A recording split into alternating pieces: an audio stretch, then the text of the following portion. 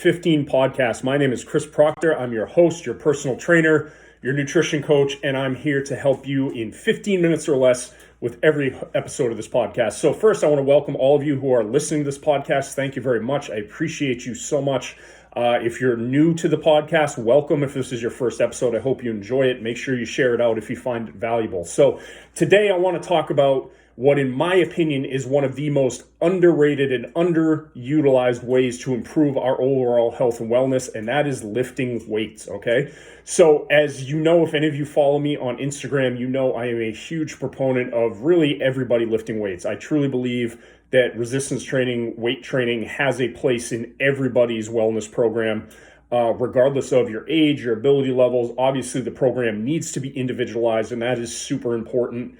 Because a program for an 80-year-old is not going to look the same as a 22-year-old college kids program, obviously. But the point being, I think all people can benefit from resistance training, and I just really think it's underutilized. So I want to talk about some benefits, specifically 6 of them, that come from regular resistance training, lifting weights on a regular basis, that actually have nothing to do with your physical appearance and have everything to do with improving your overall health and quality of life, which to me, I think is even more important, okay? As a trainer, as a coach, those are the types of gains, those are the types of achievements that I think are far more important for my clients, those quality of life improvements, as opposed to the aesthetic stuff. And now don't get me wrong, I'm not dogging on anybody who's chasing big muscles and a big bench press or big arms or whatever. I think that's totally fine. If that's what motivates you, that's great.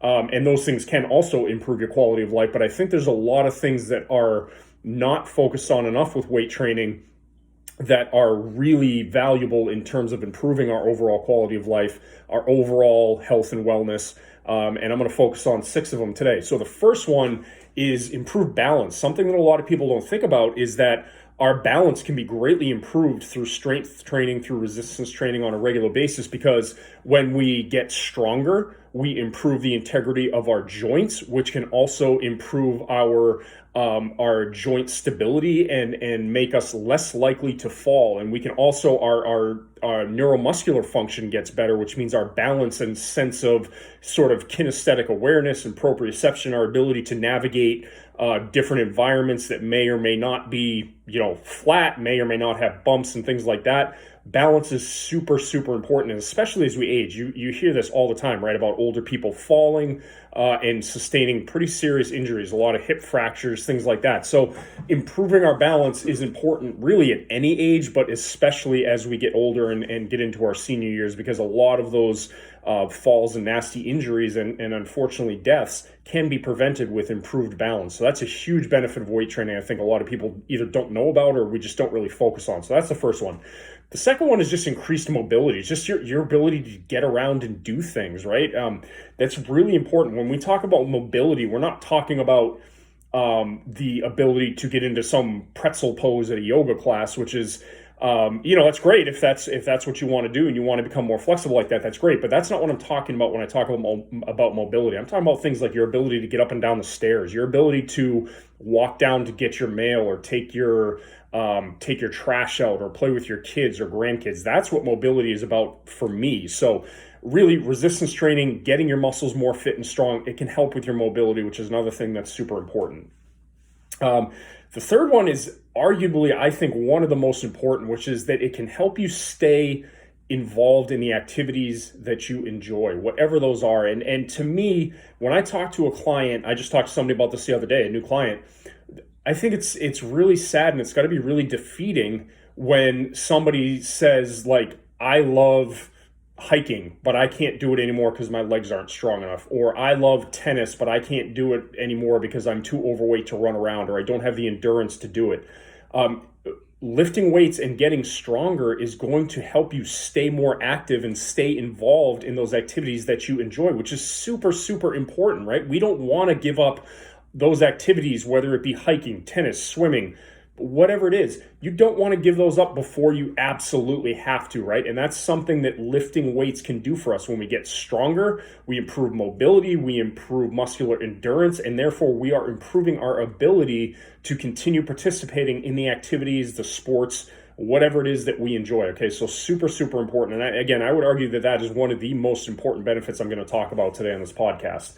The third one is another one that's really not talked about enough, is that resistance training regularly over periods of time can actually lead to decreases in your resting blood pressure. And we know high blood pressure is a risk factor for cardiovascular disease and atherosclerosis, which can be very, very dangerous. So decreasing your resting blood pressure over time is a benefit that can come from resistance training. Now, I have to add in this caveat. If you are someone who currently has high blood pressure, suspects that you have high blood pressure, is being treated for it, make sure you speak to your doctor about resistance training if you haven't already. Because what happens when you train, especially if you start lifting more aggressively, you're going to have huge spikes in your blood pressure, like way higher than you would normally experience. So you may be in a position where your doctor doesn't necessarily want you doing that, or they want you to do it, but at a more cautious sort of level. So I would urge you that if you're somebody who has or suspects that you have high blood pressure, you need to speak with your healthcare provider before you start resistance training, because you need to know, make sure that you're doing things in a safe way, right? That's really, really important. Fifth one is increased independence. And again, this is another one that can be tied to aging, right? We want to stay independent. We want to be able to live on our own, do the things that we need to do without constantly having to ask for help, right? If you live somewhere like, I live in the Northeast in New Hampshire, right? In the wintertime, you have to shovel snow. I'm looking out my window right now and seeing fresh snow that just came last night.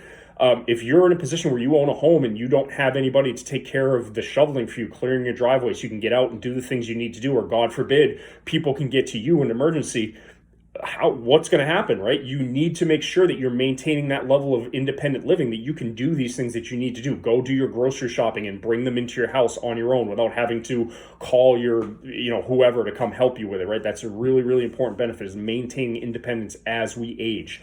And the last one, again, one that I think a lot of people maybe don't even know about, is increased bone mineral density and bone health, which can help to prevent osteoporosis, osteopenia, and osteoporosis. So osteopenia is basically where you're moving towards osteoporosis, but not quite there yet, because that's defined by a certain bone density level that they do testing with, or testing on to determine. But osteoporosis and osteopenia can be very, very dangerous in terms of bone health. If your bones are not healthy, they become more brittle, they become more susceptible to injury and breaks and things like that. And that's something that is super, super important to prevent. So when we resistance train, there's a lot of research that shows you can actually reverse and increase that bone mineral density so that your bones are safer, so that your bones are healthier and they're less likely to be injured. And again, this is another one that a few of these can be tied into aging, right? And as we know, as we age, bone mineral density can be something that we need to think about. So when we lift regularly, particularly when we do those direct loading exercises, you're pressing, squats, deadlifts, things like that, those are all directly going to increase your bone mineral density and help to make your bones healthier, less likely to be injured, and help to keep you more active. Okay, so those are all things that are super important. And remember, again, I'm not sort of dogging on people who lift because they want to look a certain way. That's totally fine. There's nothing wrong with that. But what I do think doesn't get enough coverage is these quality of life improvements that I just mentioned here that go along with the aesthetics of how you look, the muscles, losing fat, and things like that. So those are just some things to think about. So again, if you found this to be a good episode, you found the information valuable, please make sure you subscribe. Please make sure you share it out with somebody who might benefit from the message. And until next time, remember, if you want to crush your fitness goals, you need to stay consistent, you need to stay committed, and you need to stay disciplined.